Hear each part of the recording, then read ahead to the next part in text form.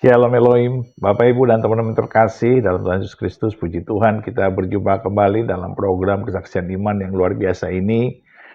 Dan hari ini kita akan berjumpa dengan Ibu Yulianti Huta Barat. Ya, beliau seorang Kristen pada mulanya, namun karena masalah pernikahan, beliau menjadi seorang mualaf.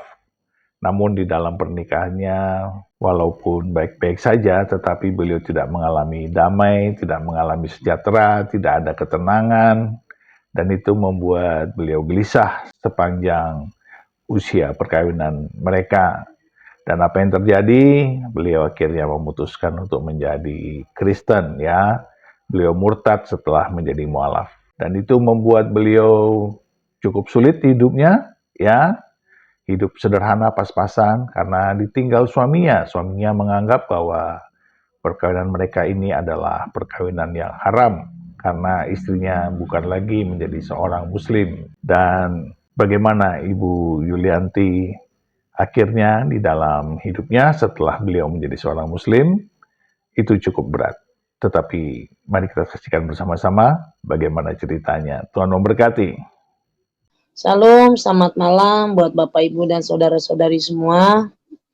Nama saya Yulianti Huta Barat, saya terlahir dari kedua orang tua. Bapak saya bernama Santoso dan ibu saya Deliana Boris Yombing. Bapak saya dari Solo dan ibu saya Medan. Kami 5 bersaudara. Pada tahun 1993, ibu kami, mama kami tercinta meninggal. Dan kami 5 bersaudara pada saat itu masih sangat kecil, belum siap untuk hidup tanpa seorang mama ya. Sampai suatu saat papa kami menikah kembali dengan seorang wanita yang memang saat itu beda iman juga. Saya banyak belajar dari mama saya dan papa saya, bahwa sebagai orang Kristen itu harus mempunyai kasih yang bukan tidak kepura-puraan. Sampai suatu saat beranjak saya dewasa, saya menjalin hubungan masa remaja itu, dan saya pun beda iman dengan seseorang laki-laki yang memang saat itu kami menjalin suatu hubungan semasanya anak remaja. Sehingga kami memutuskan menikah pada tahun 1999. Saat itu usia saya 20 tahun dan memang jarak umur kami 10 tahun lebih tua suami saya pada saat itu. Dan saya pun izin sama saya punya tulang, almarhum tulang saya waktu itu masih hidup, Marulam Siombing. Saya izin sama tulang saya juga izin sama papa saya saat itu. Karena memang setelah meninggal mama saya itu hidup sama abang saya dan adik-adik saya berlima. Hidup kami itu keras dan kami dituntut untuk bertahan hidup harus seperti apa. Karena mama kami mengajarkan kami untuk hidup harus siap gitu, tidak boleh meminta-minta atau seperti apa gitu. Jadi kalian harus bisa hidup apapun itu, kan bisa jalankan hidup itu, tidak boleh cengeng, tidak boleh minta-minta, kata mama saya semasa hidupnya. Memang dari kecil ibu saya, mama saya Deliana Boris Yombing itu sangat keras mendidik anak. Tapi saya mengambil kesimpulan dengan kerasnya yang dididik sama mama saya, ternyata ini hasil dari didikan keras mama saya, bahwa anak-anaknya berlima itu dibentuk mental yang benar-benar siap saat itu, sehingga kami berlima hidup hanya anak-anak saja. Karena setelah menikah papa saya pergi dan tidak pernah datang ke rumah dalam kurun waktu yang cukup lama.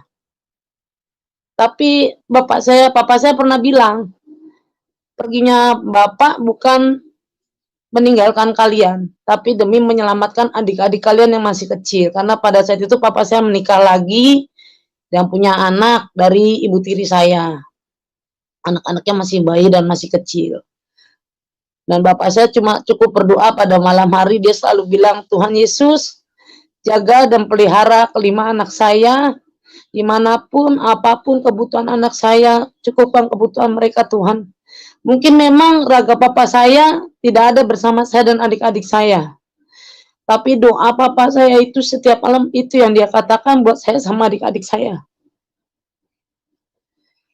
Sampai saya memutuskan menikah pun bapak saya bilang, "Yang menjalankan kamu, keputusan yang kamu ambil, itu juga keputusan kamu. Cuma satu pesan bapak, taatlah dan hormatlah kamu kepada suamimu, karena suami adalah imam buat hidupmu sampai sampai ke depannya." Seperti itu. Bergumul berjalannya waktu, saat itu saya menjalankan kewajiban saya sebagai, seorang istri yang memang sudah mengambil suatu keputusan ingin mengikuti keyakinan sang suami. Apapun yang diberikan nasihat sama papa saya itu selalu saya ingat gitu. Saya diajarkan ilmu apa, keyakinan yang ada di suami saya itu saya belajar dengan sendiri, ya. Kurun waktu 17 tahun belajar ilmu agama itu sendiri. Dan selalu diingatkan sama teman-teman di sekitar saya. Terkadang teman-teman Nasrani saya pun kadang kalau ketemu selalu menyapa saya, "Apa kabar Yuli? Sehat? Sehat Kak?" Kakak pembina saya. Dan jauh sebelum itu saya juga dulu guru sekolah minggu di gereja Kristen GKP Efata Cakung. Sampai hari ini saya masih jemaat di sana. Kurun waktu 17 tahun itu banyak pergumulan dalam kehidupan saya. Tapi saya selalu berusaha berprasangka baik sama Tuhan pada saat itu. Tapi di lain sisi, di dalam hati saya yang paling dalam saya berkata begini, "Tuhan, apakah ini hukuman saya? Tuhan kasih saya hukuman sehingga saya tidak ada damai sejahtera atau sukacita dalam kehidupan saya," gitu loh. Memang yang saya lakukan apapun itu Tuhan buat berhasil saat itu. Baik perekonomian saya, kehidupan saya dalam berumah tangga, mendidik anak-anak saya sampai beranjak dewasa sampai hari ini. Dan itulah mungkin kebodohan saya, saking sayangnya saya sama seseorang sampai saya harus mengorbankan Tuhan saya. Yang saya dapat hanya apa ya? Saya hanya mendapatkan batin saya tidak merasa damai. Tidak ada damai sukacita saat itu. Selalu saya melakukan sesuatu yang menurut saya itu baik, tapi selalu salah di mata suami saya, gitu loh. Tapi saya tidak pernah mau menyalahkan sepenuhnya kesalahan itu datangnya dari dia, tidak. Mungkin ini kesalahan saya. Ya, saat itu saya mengikuti keyakinan suami saya itu, Muslim. Sebagai seorang Muslim atau Islam ya. Saya mengajar ngaji atau Iqra itu saya belajar dari tetangga saya. Awalnya saya beli buku. Buku yang di situ ada pelajaran mengenai Islam. Bagaimana cara membaca Iqra dan lain-lain. Nah, semua itu saya pelajari karena saya pikir di saat saya mengambil satu keputusan harus sungguh-sungguh saya untuk menjalani keyakinan saya bersama suami saya. Dan kurun berjalannya waktu, seperti yang tadi saya sampaikan, saya selalu berusaha bahwa saya udah memberikan yang terbaik gitu buat suami saya, bahwa ini loh saya seorang istri, seorang muslimah, di mana saya juga sempat memakai hijab saat itu. Tapi ya jauh di dalam lubuk hati setiap ada pergumulan di dalam kehidupan rumah tangga saya itu tidak pernah selesai dengan baik, tidak ada pemberesan baik dari pihak suami ataupun keluarga besar dari suami saya. Sampai hari ini pun tidak ada gitu. Dan dalam hati saya sampai bilang, apakah mungkin ini hukuman saya karena saya mengorbankan Tuhan saya buat orang yang saya sayang gitu. Saat itu bergumam seperti itu hati saya. Sampai kami konflik 2005 dan 2007, kami sampai rujuk 2 kali. Saat itu masih ada almarhum papa saya. Dan saat itu pun saya sempat dipisahkan juga sama anak-anak saya. Karena saya sudah bilang dari tahun itu, rujuk dan berapa kali rujuk, saya bilang saya mau kembali saja, saya bilang. Cuma saat itu anak saya masih kecil-kecil dan papa saya bilang, "Tuhan Yesus lebih melihat hatimu, Nak. Nduk Cahayu, Tuhan cuma melihat hatimu. Tuhan lebih melihat hati.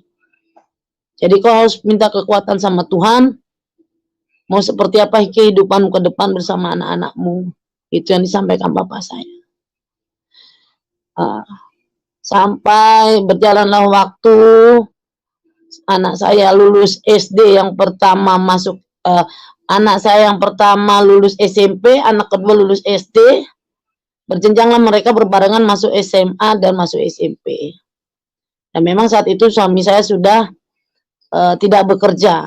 Sampai suatu saat saya diberikan pekerjaan, diberikan kepercayaan kepada kawan saya saat itu yang bernama Mehwa. Saya disuruh mengolah dia punya cucian motor. Terus saya juga harus antar jemput anaknya sekolah. Saat itu saya apapun saya kerjakan demi kebutuhan hidup anak-anak saya dan saya gitu. Berjalanlah waktu seperti itu. Sampai suatu saat anak saya butuh biaya saat itu, sangat besar. Entah kenapa, sudah lama saya berjalan, saya anggap saya ini adalah sebuah seekor domba yang jalan sudah jauh dari kandang dombanya. Tapi Tuhan masih kasih saya bala tentara yang setiap titik saya, saat saya mau terpuruk, saya sudah pasrah dengan kehidupan saya saat itu, ada saja gitu yang Tuhan kasih, gitu. Pertolongan itu bukan sekedar hanya uang ya, buat semua saudara-saudara yang pada hari ini mungkin melihat kesaksian saya.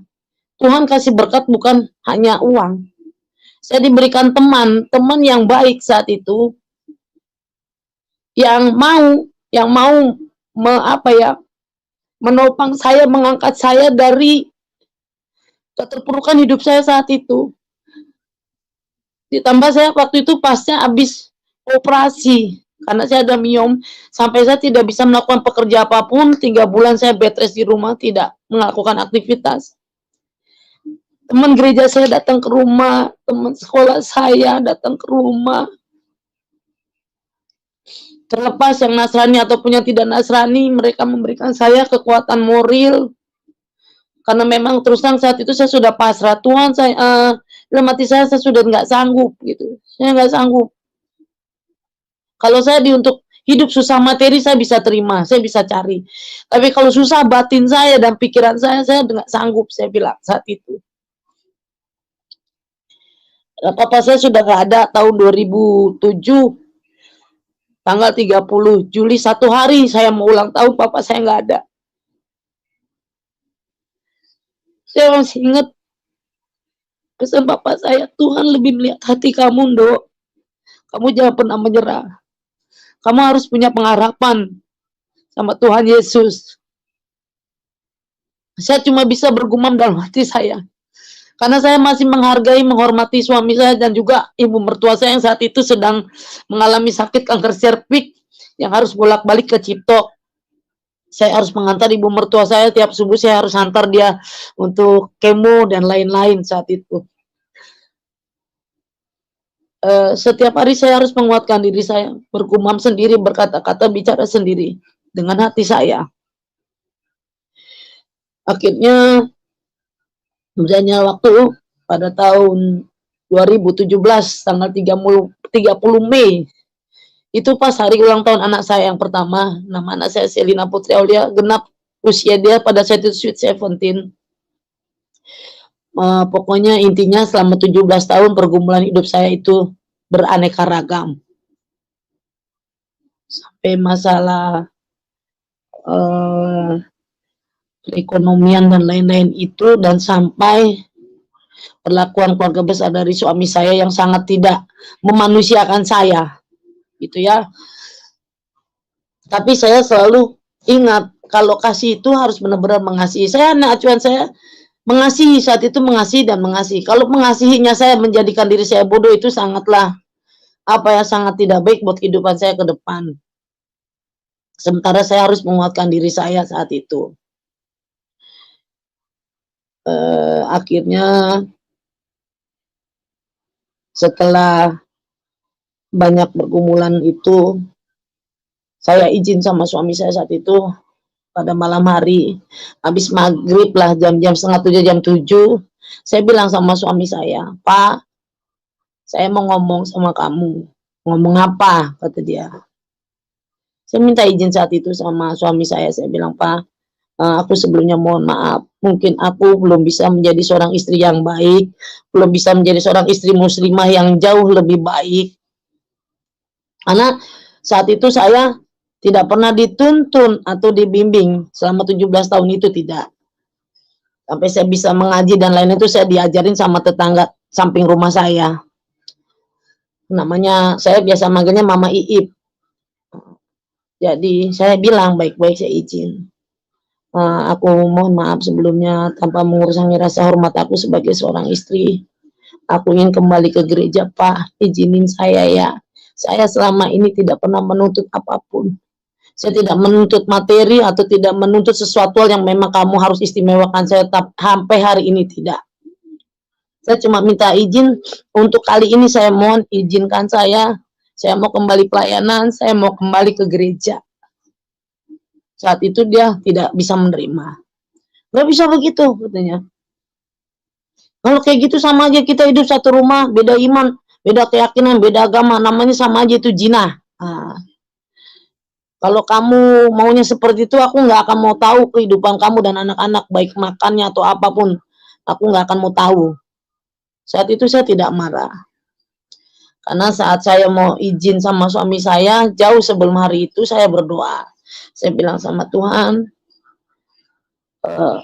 lagu pujian yang saat itu saya cuma bisa mengingat lagu, "Aku tak dapat jalan sendiri, Tuhan, bimbinglah aku." Saat itu malam hari, tengah malam, setiap tengah malam anak saya tidur, saya baca Alkitab di dalam kamar, saya kunci pintu kamar sambil saya menyanyikan lagu pujian itu.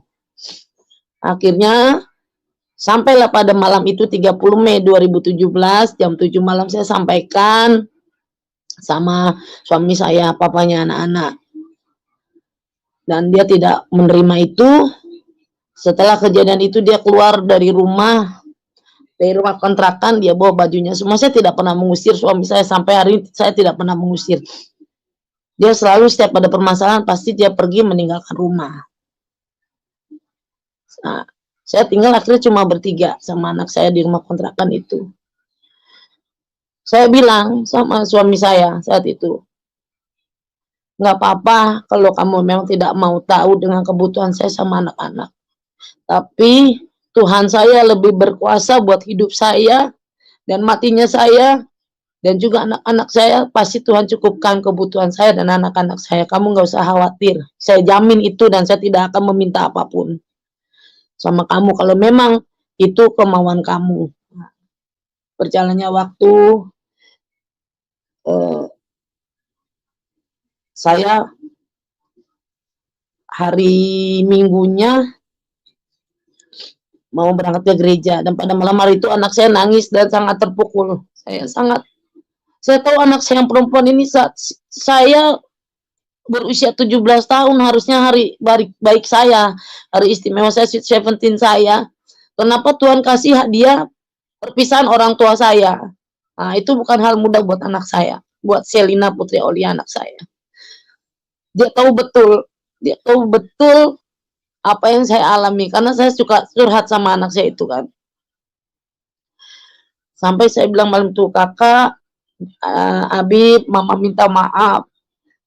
Mungkin keputusan yang Mama ambil mungkin bisa membuat anak-anak saya kecewa atau seperti apa. Itu tidak bisa saya gambarkan dengan kata-kata. Tapi entah kenapa, pada saat memutuskan itu saya tidak ada rasa ketakutan, kebimbangan atau keraguan, saya tidak ada. Saya tidak takut teman-teman saya sekitar rumah saya, wilayah saya yang tahu saya pernah berhijab, pernah saya ikut menkosi dan lain, entah seperti apa reaksi mereka. Saya tidak ada rasa takut, itu nggak ada. Misalnya saya diasingkan atau sepertinya tidak ada terpikir saya ke situ. Intinya saya ingin kembali ke gereja, ingin pelayanan, dalam pemikiran saya hanya itu. Tidak ada saya, pokoknya intinya pada saat saya mengambil keputusan saya tidak ada rasa takut, keraguan-raguan tidak ada, dan semuanya seakan-akan di hati saya ini plong gitu loh. Tidak ada yang mengganjal gitu loh. Tidak ada sesuatu hal yang harus saya tahan-tahan di dalam kehidupan saya pada malam hari itu. Dan memang pergumulan saya masih berlangsung terus sampai hari ini. Dan memang anak laki-laki saya saat itu sampai beberapa tahun ke sini itu dia masih awal-awal masih tidak bisa menerima dan sempat membilang kata saya, "Ih, katanya punya mama kafir, apaan itu, ih, amit-amit najis." Ah, saya pikir sah-sah aja anak saya bicara seperti itu. Karena dari kecil dia kan taunya ibunya seorang muslim dan papanya muslim dan dia ingin kehidupan rumah tangganya seperti dulu kumpul sama mama bareng, mama yang ajarin kita sholat kan begitu. Saya sangat memaklumi, memang sangat berat pergumulan saya. Saya harus bergumul dengan anak saya sendiri. Mungkin kalau untuk orang lain saya tidak terlalu, pusing atau berat, tapi ini adanya di anak saya yang laki-laki. Sampai suatu saat saya mau ke gereja, dia mau ke Free Day. Dia lihat saya sudah rapi, dia bilang, "Mama," "Ya." "Mama mau ke gereja ya?" "Iya." "Abang mau pinjam motor, Ma, Abang mau ke Free Day," katanya. "Iya boleh, pakai." "Mama ke gereja jam berapa?" "Ibadah Mama jam 9." "Ya udah, kalau gitu nanti Abang anterin, tapi Abang nanti pakai lagi motornya." "Ya udah, tapi jangan terlambat ya, Bang. Mama nanti jam 9, minimal jam setengah 9 sudah jalan dari rumah." "Ya udah, ntar Abang anterin." Saat anak saya bicara seperti itu buat saya sudah suatu, apa ya, buat saya udah suatu hal yang sangat baik gitu. Sedikit banyak dia lama-kelamaan sudah mulai mau ada keinginan untuk mengantar saya ke gereja saat itu. Akhirnya saya diantar ke gereja. Dan tidak sampai di situ. Selang baru 1 bulan saya memutuskan pelayanan ke gereja, saya kena serangan stroke pertama kali pagi hari. Saya mau keluar ngeluarin motor saya mau ngojek karena kan saya antar jemput teman saya mewah punya anak 2, sekolah di Sang Timur Taman Modern sini Cakung. Saya mau antar, saya bangun mau keluar motor tiba-tiba kaki saya lemas, saya jatuh dan kaki saya yang kiri itu kayak lemes dan nyeret gitu loh. Saya nggak bisa bangun saat itu dan kebetulan ada kawan saya namanya Kak Rio Ritalolo. Kak Rio Lolo saat itu memang pas kebetulan beliau tinggal di rumah saya. Beliau yang membantu saya saat itu sampai saya tertidur nggak bisa bangun, sampai mewah pun teman saya kaget gitu. "Kenapa Butet?" katanya. Saya memang sehari-hari dipanggilnya Butet, dan sampai sehabis reuni, acara reuni serangan stroke itu, teman sekolah saya pun datang ke rumah memberikan kekuatan juga kepada saya dan tidak lama serangan stroke saya berangsur hanya dalam waktu 2 minggu serangan stroke pertama itu. Saya bisa berjalan kembali karena saat itu saya, apa ya, saat tertidur sambil saya baca Alkitab, dengar lagu pujian, saya bilang sama Tuhan, eee Engkau lebih mengetahui dan melawat hati saya. Saya tidak mau, terpuruk dengan keadaan itu. Berikan saya pengharapan yang baru, hati yang baru, hidup yang baru bersama anak-anak saya. Saya yakin saya sembuh. Tuhan pasti kasih saya sembuh dari sakit ini. Karena anak-anak saya masih butuh saya. Saya bilang saat itu sama Tuhan, "Tolong saya Tuhan, saya tidak mau sakit lama-lama." Saya bilang, puji Tuhan hanya 2 minggu. Setiap pagi hanya berjemur di matahari, sambil saya mengimani bahwa Tuhan saya sehat, saya sembuh Tuhan. Angkat sakit penyakit yang ada di tubuh-tubuh saya Tuhan. Saya bilang, hanya dalam waktu 2 minggu. Sampai saya datang lagi ke rumah sakit Persahabatan saat itu dan diperiksa, dan dokter pun kaget saat itu, "Ibu sudah bisa jalan, mulut ibu sudah tidak menyon," katanya. Saya pikir, apa, saya masih ingat juga lagu apa, "Hati yang gembira itu adalah obat." Ya, memang nyata, hati yang gembira adalah obat. Jadi saya harus bisa, berdamai dengan keadaan saya saat itu. Saya tidak boleh terpuruk lama-lama. Saya kembali lagi menjalankan aktivitasnya seperti biasa. Ini saya bicara mukjizat yang saya alami, yang Tuhan berikan dalam kehidupan saya. Sampai suatu saat anak saya butuh biaya, yang SMK. Saya telepon abang saya yang dokter Marsada. Saya bilang, "Bang, aku lagi bingung buat masalah sekolah, biaya sekolah anakku, Selina." "Emang kenapa, Dik?" "Aku harus bayar sekian juta." Abang saya bilang, "Kenapa kamu nggak ke balai kota? Emang ada apa, Bang, di balai kota?" Aku bilang, "Kamu datang, ini hari terakhir Bapak Basuki Cahayapurnama, dia bertugas. Coba kamu datang ke sana. Bawa anakmu, surat-suratnya, tunggakan sekolah, sama KJP anakmu, kenapa tidak ada terdaftar atau seperti apa. Coba kamu bawa. Besok hari terakhir Bapak Basuki Cahayapurnama tugas di balai kota." Akhirnya pagi-pagi saya naik kereta, saya dampingin anak saya naik kereta, turun di gondang dia, saya jalan kaki dari gondang dia sampai ke balai kota saat itu. Itu kalau nggak salah bulan antara April atau Mei lah, saya lupa tahunnya. Anak saya pun sampai begini, "Mama, emang boleh kita datang ke balai kota?" "Berdoa aja sayang, kalau emang Tuhan berkenan dan mengizinkan, kita masuk. Memang kalau Tuhan tuntun langkah kita, pasti Tuhan kasih kemudahan buat biaya sekolah kakak," saya bilang gitu. Akhirnya saya ketemu dengan Ibu Ida. Nggak taunya Bu Ida itu tinggalnya nggak jauh di Rusun Pulau Gebang. Dan belum lama pun saya masih ketemu dengan beliau. Langsung saya diarahkan ke Bu Ida, saya kasih berkas anak-anak saya. Dari situ saya diarahkan lagi ke apartemen Juanda. Saya naik kereta lagi nyambung. Saat itu langsung saya bertemu dengan timnya Pak Basuki Cahayapurnama. Saya di situ diwawancarai sehari-hari, "Bu, pekerjaannya apa?" Saya bilang, "Saya cuma tukang ojek," saya bilang. Anak saya pun ikut tidak ke dalam, saya wawancara. Akhirnya saya serahkan berkas anak saya, nama sekolah dan lain-lain. Kebetulan anak saya sekolah di SMK Dharma Paramita di Kuanujung Menteng. Dan memang apa ya, saat itu saya menjalaninya ya dengan keadaan tenang, tidak panik atau khawatir yang berlebihan. Dulu itu saya selalu berpikir panik, khawatir dengan kebutuhan saya setiap hari. "Aduh, besok anak saya makan apa ya? Aku duit tinggal sekian." Tapi pada saat itu saya tenang gitu, sampai saya tidak ada kesedihan. Saya selalu kata anak saya, "Mama kok sekarang jarang marah-marah ya? Kok Mama sekarang jarang ini ya?"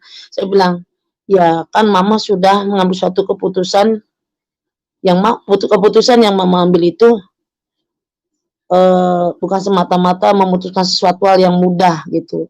Masih banyak pertimbangan." Ya disitulah kita sebagai manusia harus mempunyai prinsip hidup dan komitmen yang baik. Nah, akhirnya puji Tuhan, Tuhan jawab. Esok harinya pagi-pagi staf dari Pak Basuki Cahayapurnama datang ke rumah kontrakan saya. Kebetulan yang ditanya adalah teman saya Mehwa yang punya kontrakan. Ditanya, "Ibu Yuliantinya kemana ya?" "Oh, lagi antar sekolah anak saya, Pak," katanya. Akhirnya nggak lama saya nyampe, habis nganter saya balik lagi ke rumah. Ditanya ke ibu, "Keadaan ibu seperti apa? Ngojek ibu sebulan berapa? Anak ibu berapa?" Saya sampaikan. Puji Tuhan, selang 2 minggu atau 3 minggu, pihak dari Pak Basuki Cahayapurnama itu datang ke sekolah dan membayarkan tunggakan anak saya, kalau nggak salah waktu hampir 5 juta. Puji Tuhan. Tidak berhenti di situ, bergumul lagi saya. Karena bebarengan anak saya satu kelulusan, yang satu SMK lulus, yang SMP masuk SMK. 1 minggu mau ajaran baru, saya baru dapat uang. Saya datang ke sekolahan untuk anak saya nomor 2, dia masuk STM, yang SMK lulus, masuklah yang lulus SMP ini ke STM. Saya datang ke sekolah, saya menghadap kepala sekolah atau pihak pendaftaran, saya bayar hanya separuhnya. Saat itu pendaftaran hampir 6 juta. Saya cuma punya uang saat itu 4 juta. Saat itu saya pinjam dari adik saya. Karena kan saya baru selesai, kakaknya yang sekolah, lulus-lulusan. Saya pinjam ke adik saya saat itu. Puji Tuhan, sampai hari ini Tuhan cukupkan kebutuhan saya. Sampai saya kena serangan stroke lagi tahun 2019 bulan November. 2019 November tanggal 28 November, 26 November, itu lebih parah dari sebelumnya. Karena habis saya aktivitas ngojek, masuk kamar, saat itu saya mau ketemu dengan calon besan saya karena anak saya sudah bertemu dengan jodohnya, mau membicarakan persiapan pernikahan anak saya.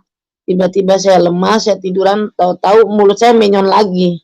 Sampai saya bilang ke bule saya untuk buatkan saya teh panas. Hampir setengah bulan saya di rumah sakit. Setengah bulan di rumah sakit, dan keputusan dari dokter, hasil pemeriksaan semua, saya mengidap penyakit autoimun. Yang memang bisa sewaktu-waktu saya lemas atau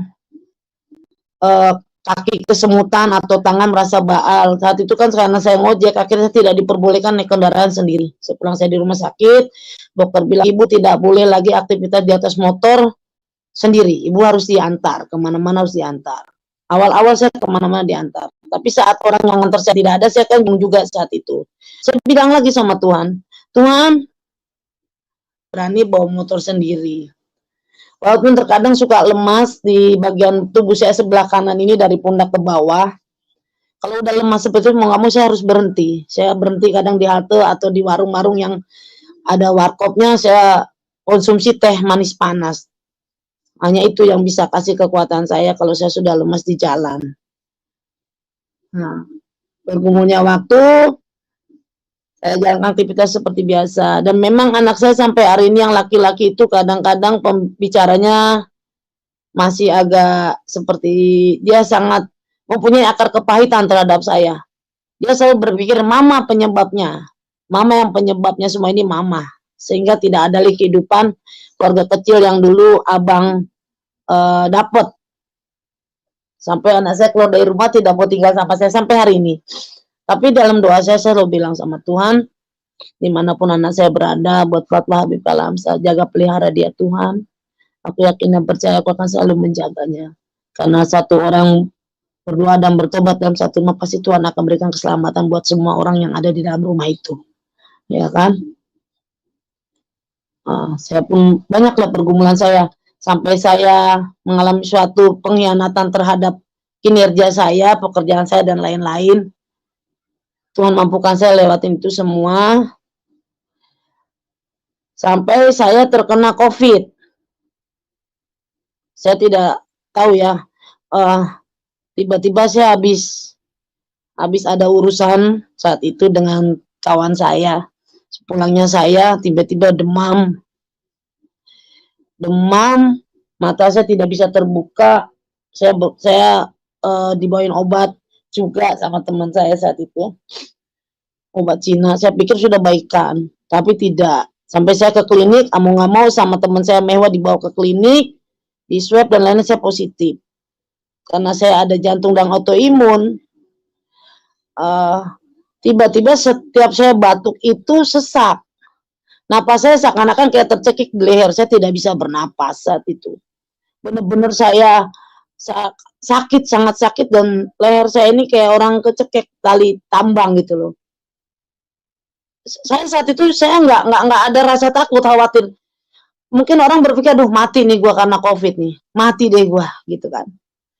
Tapi saat itu saya tidak, saya cuma Tuhan, apapun yang Tuhan berikan, apapun yang Tuhan melakukan dalam kehidupan saya, sampai hari ini kalau memang Tuhan mau memanggil saya, bukannya saya pasrah saat itu, tapi memang udahlah gitu loh.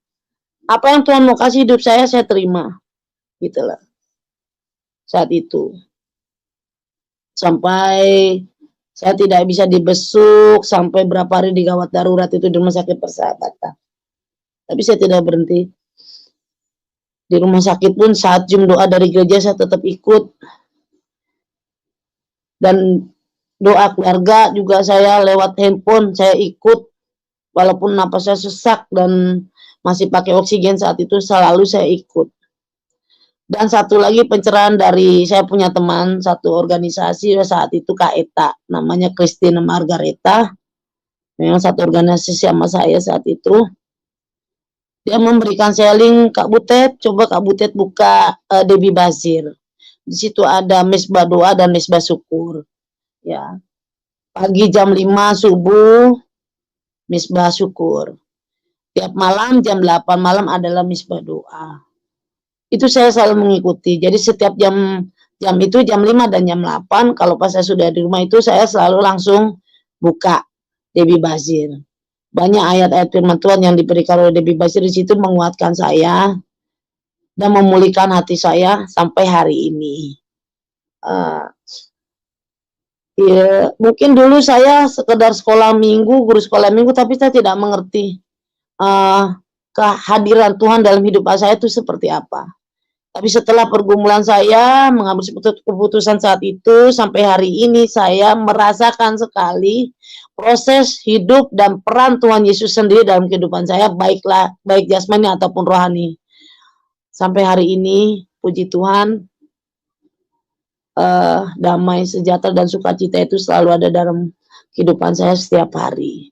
Dan saya tidak pernah mengkhawatirkan sesuatu apapun, baik itu kebutuhan duniawi, baik apapun itu, saya tidak pernah khawatir sampai hari ini. Dan satu hal, buat saya, kita boleh menyayangi seseorang yang kita sayang, tapi jangan pernah kita mengorbankan Tuhan kita yang sudah menebus dosanya buat kita. Dan inilah yang saya baru mengerti peran Tuhan Yesus yang benar-benar saya rasakan gitu loh. Setiap saya berdoa, itu Tuhan, saya mintanya cuma satu, saya mau hidup saya seperti ini Tuhan gitu loh. Tapi Tuhan jawabnya lebih dari apa yang saya minta gitu loh. Saya sampai nangis, setiap hari saya dapat berkat, setiap hari saya dipertemukan dengan orang-orang yang baik, saya dalam hati saya langsung, Tuhan terima kasih Tuhan, sampai hari ini selalu menyertai saya, memberikan saya teman-teman yang baik yang Nasrani ataupun yang non Nasrani, selalu Tuhan berikan saya teman-teman yang baik sampai hari ini. Dan banyak perubahan kehidupan saya, saat saya mempunyai teman sampai hari ini di dalam kehidupan saya. Jadi buat Tuhan jangan melarang kita tawar-menawar. Komitmenlah yang sungguh-sungguh kepada Tuhan kita. Kita yang selalu lupa bahwa Tuhan itu sudah kasih berkat, hikmatnya kepada kita, dan kasihnya yang tiada berkesudahan dalam kehidupan kita. Terkadang kita tidak menyadari itu. Tapi sampai hari ini, saya puji Tuhan, saya merasakan betul jamahan Tuhan dalam kehidupan saya. Dan kembalinya saya ke pelayanan pun juga bukan instan. Saya harus mengalami suatu pergumulan dari anak-anak saya, dari suami saya, sampai hari ini kami terpisah. Dan memang dia tidak pernah bisa menerima. Dan satu hal lagi, saya mengikuti kasih, dan saya juga sempat mengikuti baptis Islam juga saat itu, tahun 2017 bulan Desember. Waktu itu saya, karena adik saya dia selalu mengikuti Tiberias. Nah, karena dia bilang kakak saya mau kembali ke Yesus, saya pun mengikuti baptis Islam saat itu, Pak Pendeta Pak Riazi di Hotel Kelapa Gading, Nias itu, di Jalan Pegangsaan. Sampai saya kelar mengikuti katekisasi saya di gereja, puji Tuhan, tanggal 18 Maret 2018 saya di CD. Dan puji Tuhan juga, nantulang saya datang, bule saya datang, bapak tua saya datang. Dan salah satu anak saya pun yang besar datang. Saya nangis saat itu, Tuhan terima kasih. Saya bilang, anak saya pun peluk saya saat itu. Mama sudah hidup baru.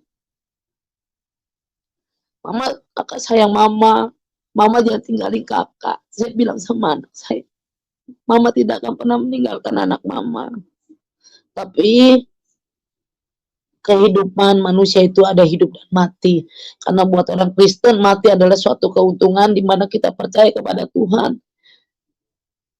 Kita akan hidup Akulah jalan kebenaran dan hidup, barang siapa percaya kepadaku, dia akan tetap hidup walaupun dia sudah mati. Itulah yang saya yakini sampai hari ini. Sampai hari itu yang saya yakini, sampai hari ini saya percaya, tiada mustahil bagi Tuhan. Saat kita berserah, menaruhkan pengharapan kita sama Dia, Tuhan selalu datang tepat waktu. Dia tidak pernah terlambat menolong anaknya. Jadi buat semua Bapak Ibu saudara-saudari, kesaksian yang sampaikan ini bukan semata-mata saya mengada-ngada, karena inilah proses Tuhan yang saya rasakan dalam kehidupan saya sampai hari ini. Karena buat saya, hidup dunia itu tidak harus kaya, tidak harus beruang, tidak.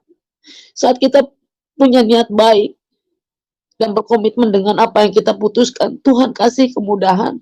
Tuhan perbarui baik kehidupan, baik perekonomian, dan semua Tuhan perbarui tanpa kita ketahui di luar kesadaran kita sebagai manusia.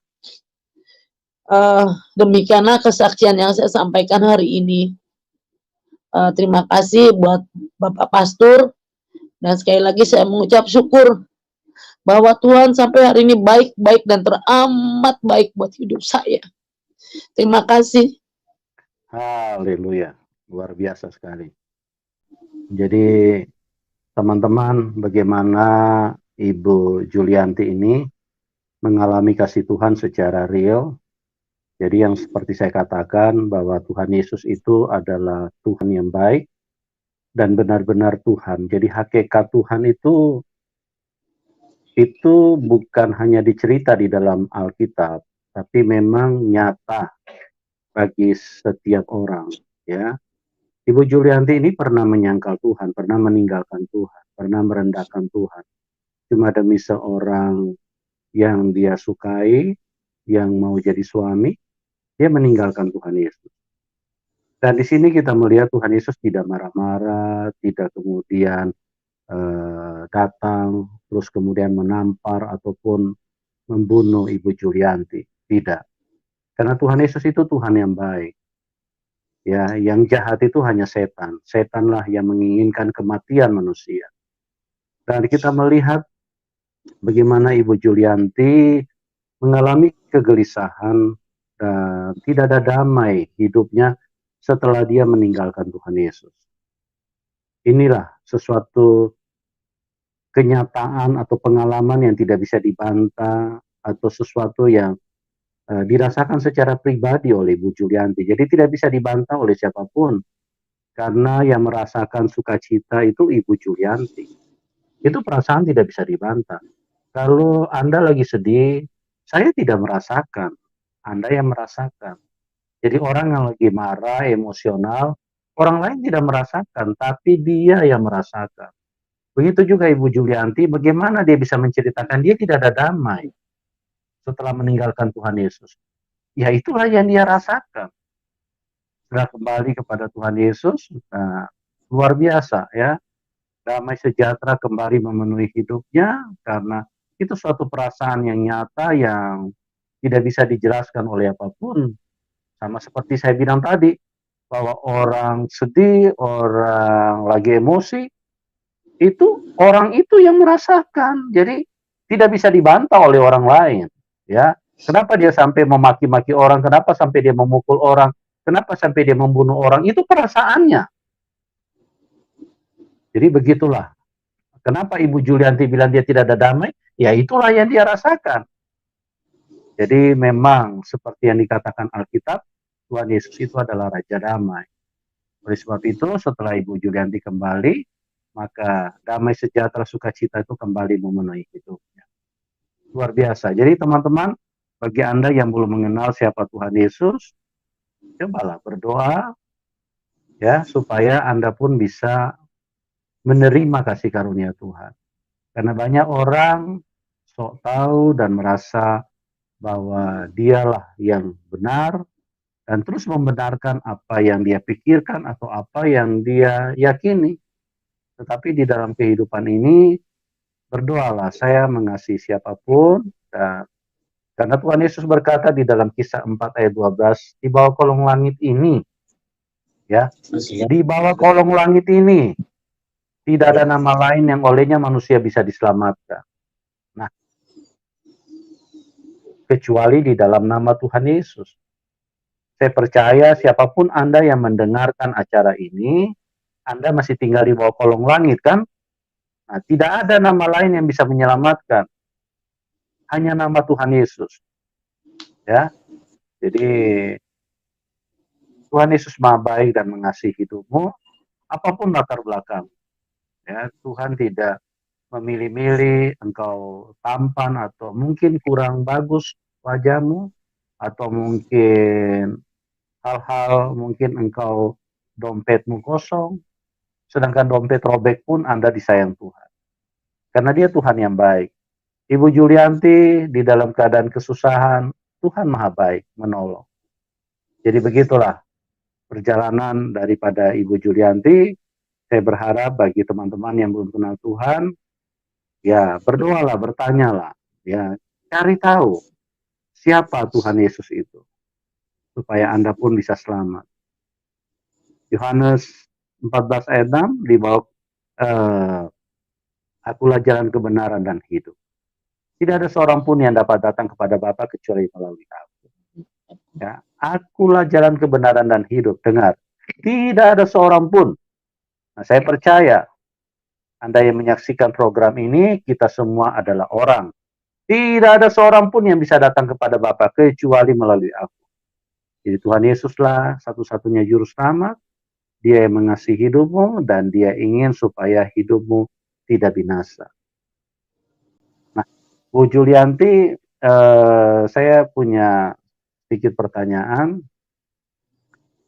Di dalam menjalani hidup setelah Ibu keluar dari Tuhan Yesus pada waktu itu mengikuti keyakinan suami. Nah, Ibu kira-kira apa yang Ibu rasakan pada waktu itu? Ya, sampai Ibu bisa mengatakan saya tidak ada damai sejahtera. Apa karena sering bertengkar dengan suami atau bagaimana?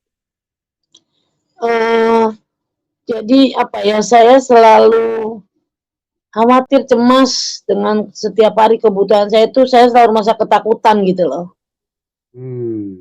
Jadi Setiap ada hari. intimidasi ya?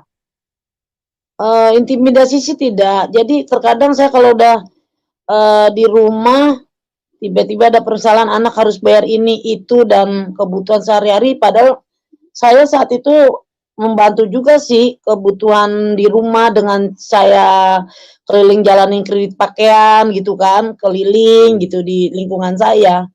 Tapi Iya, tidak pernah ada cukup gitu loh, Pak. Bukan iya, berarti saya maksud tidak saya, bersyukur ya. maksud saya bukan intimidasi dari manusia, tapi itulah Oh tidak. intimidasi dari kuasa kegelapan yang terus mengganggu pikiran, mengganggu perasaan, sehingga muncul ketakutan, kekhawatiran, dan hal-hal yang kita tidak harapkan di dalam hidup ini. Iya, karena saat itu Seperti itu saya ya? selalu berpikiran setiap saya mau ngambil satu tindakan apa, saya selalu berpikir gini, saya takut gitu loh. Kalau nanti saya seperti ini, nanti saya akan seperti ini. Saat itu Ya, saya benar-benar apa ya, iya pokoknya selalu gitu deh Pak, gelisah, khawatir, cemas, selalu setiap hari seperti itu gitu. iya, iya. Oke. Walaupun Nah, setelah seandainya saya ceria atau seperti apa, saya selalu berusaha untuk saya tidak mau orang tahu kesusahan saya atau kekhawatiran saya gitu, sampai saya pun tidak pernah bilang sama papa saya saat itu. Nggak pernah saya bilang tentang kehidupan saya yang selalu kekurangan, saya nggak pernah bilang. Sampai suatu saat papa saya sendiri datang ke rumah kontrakan saya, barulah dia, menanyakan keadaan saya sama anak-anak saya, gitu. Oke, setelah Ibu balik ke Tuhan Yesus, bagaimana? Apa ada perbedaan yang Ibu rasakan? Oh, kalau perbedaan sudah pasti ada, Pak. Itu tidak Ya, diragukan lagi. Sampai hari ini, mau saya ada uang kek, mau nggak ada uang atau ada makan tidak ada makan, karena apa, selalu pagi-pagi udah saya baca Alkitab, saya teduh, puji nama memanjatkan pujian buat Tuhan, ya sudah damai saja gitu, tidak pernah ribut harus, "Beras nggak ada, ini nggak ada," itu saya nggak pernah lagi ngedumel hal seperti itu, tidak, gitu loh. ya. Jadi itulah sebuah kepastian bagi orang yang percaya kepada Tuhan Yesus, teman-teman ya. bahwa sesuatu yang muncul di dalam roh kita, di dalam hati kita, bagaimana satu kekuatan yang luar biasa. Jadi kita tidak lagi fokus kepada apa yang terjadi di dalam hidup kita, tetapi kita menjadi diyakinkan bahwa firman Tuhan itu ya dan amin, ya. Artinya ada Iya. satu jaminan, ada satu janji Tuhan bahwa jangan kamu khawatir, burung di udara Ya, dipelihara jangan bersama. kamu khawatir, burung di Ya, udara dia pelihara. ya itulah jaminan dari Tuhan. Jadi firman Tuhan itu bukan kata-kata huruf-huruf yang ditulis dalam buku, Iya, yang memenuhi buku banyak halaman, bukan, itu bukan kata-kata. Itu adalah firman yang dibukukan. Jadi dia hidup, ya. dan Kalau dibilang jangan memang khawatir, ya gimana ya, Bu? ya sama seperti yang Bapak sampaikan itu, ya pengertian saya sampai hari ini firman yang disampaikan Bapak Pendeta itu bukan hanya sekedar kalimat biasa, tapi Ya, benar-benar hidup dan berperan di dalam kehidupan kita sehari-hari gitu, Pastor. amin. Ya, jadi itu bukan hanya huruf-huruf dirangkai menjadi kata, kemudian ditulis untuk menebali sebuah buku yang termuat di dalam Alkitab, tidak. Itu adalah firman yang dibukukan. Jadi kalau kita membaca itu, ayat-ayat itu hidup di dalam hati kita. Jadi dia memberikan kekuatan, keteguhan di dalam roh kita, sehingga kita tidak ada kekhawatiran, tidak ada rasa kecemasan. Walaupun itu muncul, walaupun itu sering menyerang hidup manusia, tapi orang yang percaya dan berharap kepada Tuhan Yesus dan dia sebagai juru selamat dan Tuhan kita, maka ada satu kekuatan yang berbeda yang mengalir di dalam roh kita. Makanya Ibu Julianti bilang, dia sesulit apapun hidupnya, dia tetap ada sukacita. Ya, Ya. teman-teman, Anda yang belum kenal Tuhan, atau mungkin yang masih ragu-ragu, yang masih bertanya-tanya, siapa sih Tuhan yang menciptakan hidupku? Saya mau beritahu bahwa Tuhan Yesus mengasihi hidupmu, dan dialah satu-satunya pencipta, dialah Tuhan yang telah dinyatakan di dalam Alkitab, bahwa dialah pencipta manusia, dialah yang baik, dialah yang bisa membebaskan hidupmu, dan dialah juru selamat. Dan dia juru selamat bukan hanya untuk orang-orang Kristen, dia juru selamat untuk semua manusia. Oleh sebab itu, siapapun, ada begitu banyak orang-orang yang tadinya anti-Kristen, tidak percaya kepada Tuhan Yesus, tapi Tuhan tetap menyatakan kasih-Nya, Tuhan mengulurkan tangannya, dan Tuhan tidak membeda-bedakan. Tuhan tidak berkata, kau kan antikris, kau kan tidak percaya kepadaku, kau kan imanmu berbeda, maka aku tidak mau tolong kau. Tidak. Tuhan yang baik itu selalu baik. Dan dia tidak pernah dipengaruhi apapun latar belakang Anda. Karena kasih Tuhan itu jauh lebih sempurna, jauh di atas segala-galanya. Makanya waktu Tuhan Yesus disalib, dia kasih yang sempurna. Kasih yang sempurna itu mengalahkan dunia. Kasih itu mengalahkan kejahatan. Karena kebaikan itu, itulah yang mengalahkan kejahatan. Tuhan Yesus bilang, ampuni mereka, karena mereka tidak tahu apa yang mereka perbuat. Buat. Ya, terima kasih Bu Julianti, doa kami Ibu tetap setia, ya jangan meninggalkan Tuhan lagi, tetap bersama Tuhan, karena apapun keadaan kita, memang kita harus pikul salib, tapi sukacita, damai, dan mujizat itu pasti berlimpah-limpah di dalam hidup kita, asal kita setia kepada Tuhan. Ya, jadi teman-teman juga yang belum kenal Tuhan, ya saya berdoa supaya kebaikan Tuhan bisa menyentuh hidupmu. Puji Tuhan, puji Tuhan, puji Tuhan, walaupun Ibu Yulianti bersama anak-anaknya mengalami hal-hal yang sulit, hal-hal yang berat, karena ditinggal suaminya, tetapi beliau tetap sukacita, damai sejahtera, dan sabar di dalam kesusahannya, di dalam kesederhanaan hidupnya. Dan itu sangat berbeda sebelumnya, ketika beliau juga cukup susah atau cukup menderita, tetapi karena di luar Kristus, beliau tidak mendapatkan damai sejahtera yang luar biasa yang dari Tuhan. Nah, inilah perbedaannya antara anak Tuhan dengan bukan anak Tuhan. Ketika kita menjadi anak Tuhan, damai sejahtera Tuhan itu tidak akan pernah meninggalkan kita, karena Tuhan kita adalah Immanuel, Allah beserta kita. Dan Tuhan telah berjanji dan berkata Damai sejahtera yang kuberikan kepadamu itu tidak sama dengan damai sejahtera yang diberikan oleh dunia. Jadi kita tidak perlu gelisah, kita tidak perlu galau, karena Tuhan beserta kita. Tetaplah setia, tetaplah percaya, tetaplah bersabar, tetaplah mengasihi, tetaplah menjadi berkat. Tuhan selalu menopang, menolong, dan membela kita. Tuhan memberkati kita sekarang dan sampai selama-lamanya di dalam nama Bapa dan Anak dan Roh Kudus. Di dalam nama Tuhan Yesus Kristus. Haleluya, haleluya, haleluya. Amin, amin, amin, amin, amin, amin.